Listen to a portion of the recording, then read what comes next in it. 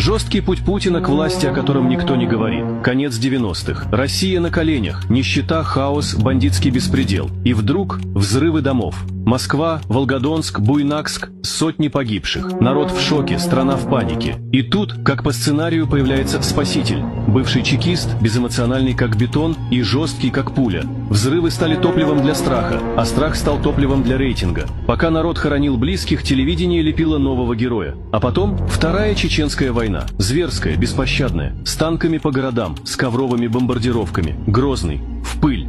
Война как спектакль для телека. Вот он, защитник Родины, мстит за взрывы. И снова рейтинг вверх. Никто не спрашивал, почему в Рязани нашли мешки со сахаром, охраняемые ФСБ.